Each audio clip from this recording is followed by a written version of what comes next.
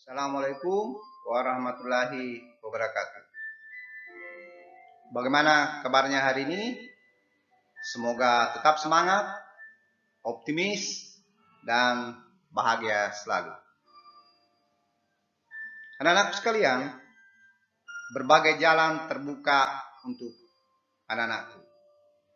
Anda diundang untuk berusaha, dan saya yakin Anda pasti bisa. Dan dalam belajar, Anda harus memahami strategi belajar efektif dan efisien sehingga bisa sukses di dalam belajar. Pertanyaannya, bagaimana strategi belajar itu?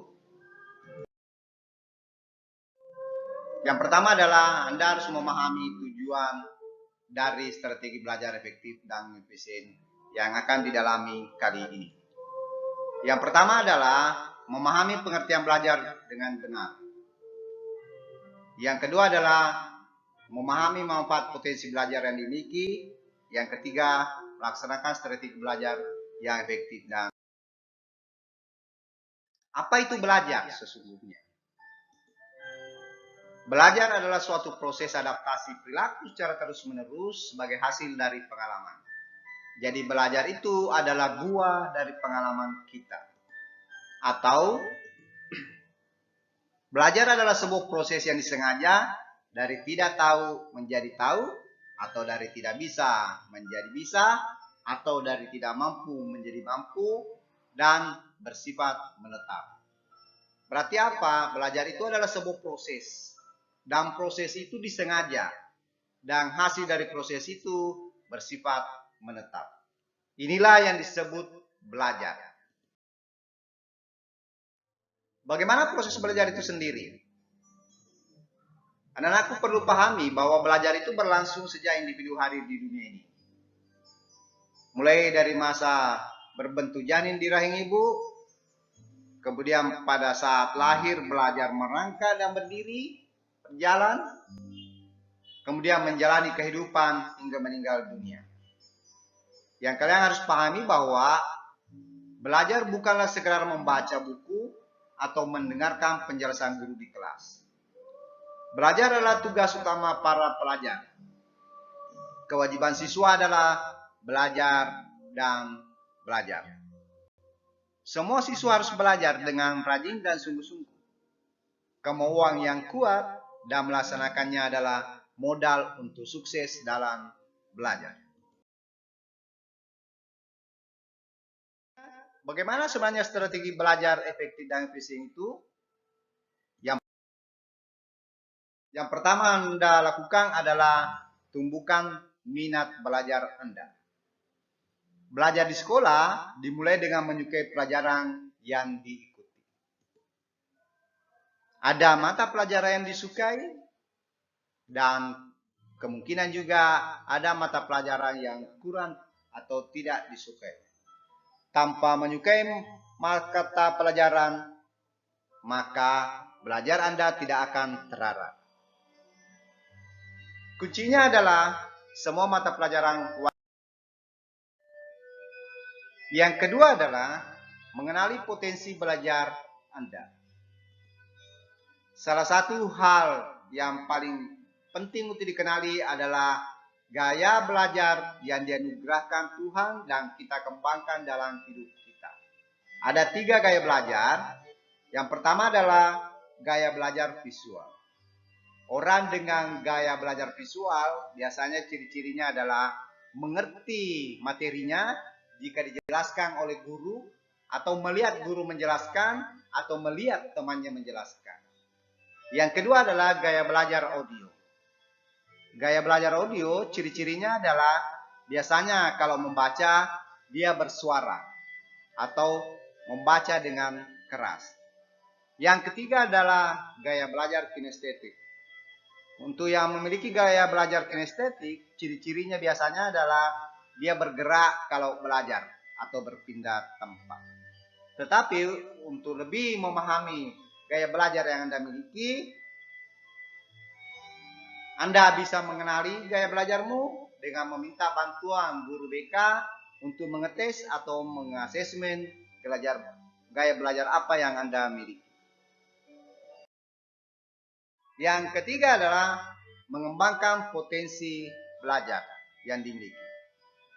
Semua siswa memiliki potensi atau kemampuan yang bagus. Nah, potensi ini wajib dikembangkan setinggi-tingginya. Jika tidak, maka akan sia-sia. Bagaimana caranya? Yang pertama adalah lakukan hal-hal berikut. 1. Senang mengikuti pelajaran. Yang kedua, menyiapkan diri sebelum belajar. Selanjutnya, mengikuti pelajaran dengan baik. Selanjutnya, mencatat materi pelajaran. Selanjutnya, memiliki buku-buku wajib. Mengulang pelajaran yang dipelajari. Menyelesaikan PR atau tugas yang diberikan. Belajar bersama teman-teman dengan berdiskusi atau belajar kelompok. Belajar melalui media sosial. Kunci suksesnya adalah semakin banyak Anda perbanyak perilaku belajar di atas, semakin banyak Anda miliki perilaku ini, semakin banyak Anda lakukan, maka Anda akan lebih mengembangkan potensi belajar dan Anda akan semakin sukses. Yang keempat adalah kuasailah pelajaran. Siswa yang pandai adalah siswa yang betul-betul menguasai pelajaran yang dipelajari. Pertanyaannya, bagaimana caranya? Anda bisa mempelajari pelajaran yang akan dipelajari, menanyakan kepada guru, atau menanyakan kepada teman jika sesuatu itu kurang dipahami, atau membaca buku pelajaran, atau menanyakan kepada orang tua atau saudara jika ada hal yang masih kurang dipahami, atau berdiskusi dengan teman-teman, mempelajari buku catatan yang dibuat, membeli buku pelajaran wajib atau penunjang, membuat catatan yang baik, lengkap, dan rapi, mengikuti pelajaran dengan baik, mencari tahu dari internet atau media sosial, dan mengulangi di rumah. Untuk menguasai pelajaran, kuncinya adalah lakukan cara menguasai pelajaran sebanyak-banyaknya di atas tadi. Semakin banyak Anda lakukan, semakin Anda mampu menguasai pelajaran.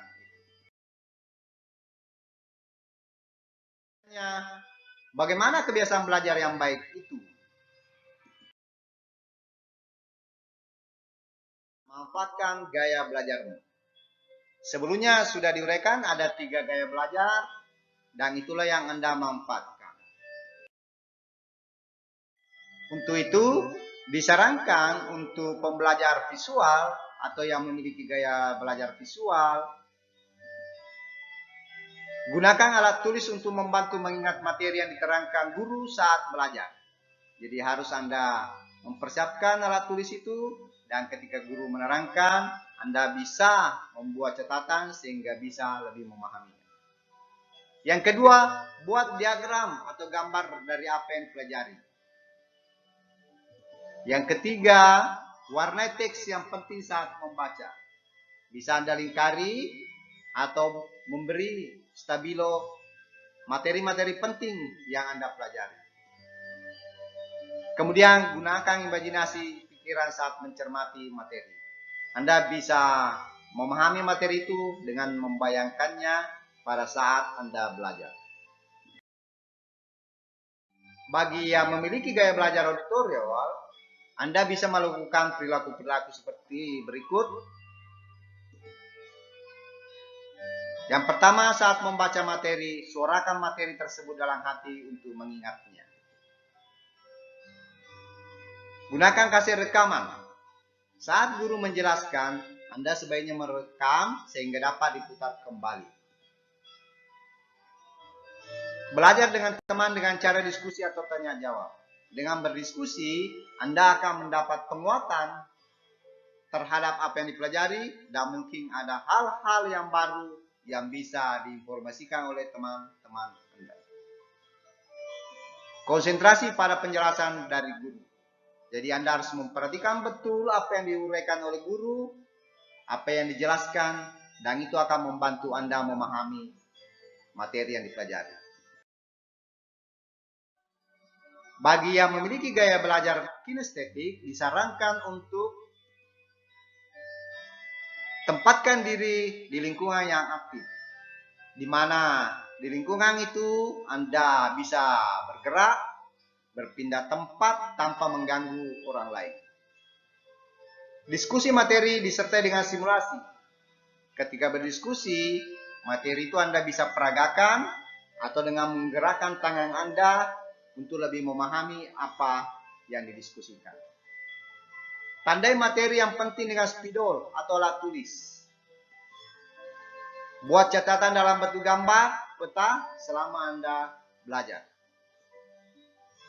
Praktekkan materi yang dipelajari. Jadi ketika Anda belajar, Anda bisa mempraktekkan apa yang dipelajari. Selanjutnya, Anda diharap memiliki kebiasaan belajar efektif dan efisien. Untuk itu ada 3 hal yang harus Anda miliki. Kebiasaan belajar. Yang pertama adalah kebiasaan sebelum belajar. Artinya apa? Anda harus mempersiapkan diri sebelum belajar. Ada berapa hal yang harus Anda lakukan. Yang pertama adalah mempelajari pelajaran yang lalu. Jadi sebelum belajar, pelajaran yang lalu tetap Anda ulangi. Yang kedua adalah menyelesaikan tugas atau PR. Jadi PR yang diberikan itu harus diselesaikan. Yang ketiga, membaca pelajaran yang akan dipelajari. Jadi sebelum mempelajari sebuah materi, Anda harus mempelajari pelajaran itu. Sehingga ketika nanti dijelaskan, Anda sudah ada kemampuan awal yang dimiliki. Kemudian, menyiapkan pertanyaan yang akan diajukan saat belajar. Nah, saat mempelajari tadi, mungkin ada hal-hal yang kurang dimengerti, itu bisa dipersiapkan untuk ditanyakan saat belajar. Dan yang terakhir tentu saja, Anda harus menyiapkan peralatan belajar, sehingga Anda bisa gunakan pada saat belajar.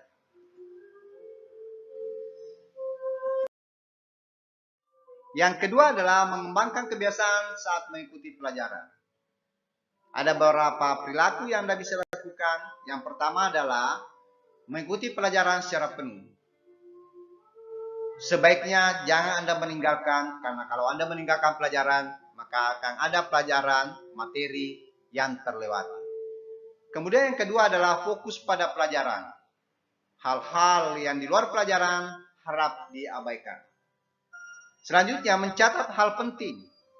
Nah, ketika ada hal penting yang diperoleh dalam belajar, itu sebaiknya dicatat dengan baik, lengkap, rapi, ditata. Dan itu bisa dilengkapi sebentar setelah mengikuti pelajaran. Kemudian mengajukan pertanyaan.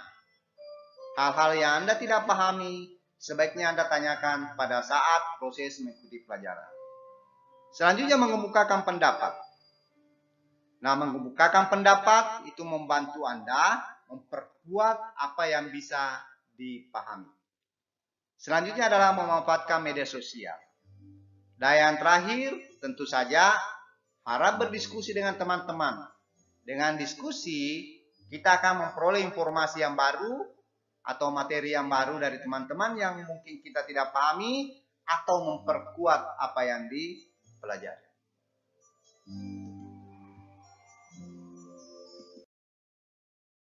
Selanjutnya, Anda harus mengembangkan kebiasaan setelah mengikuti pelajaran. Yang dilakukan adalah melengkapi catatan yang dibuat, mungkin ada yang kurang lengkap, mengulangi pelajaran, mengerjakan tugas dan PR, dan selain mengerjakannya, Anda harus menyetor tugas dan PR itu. Bertanya jika ada yang dilupa, dan memanfaatkan media sosial.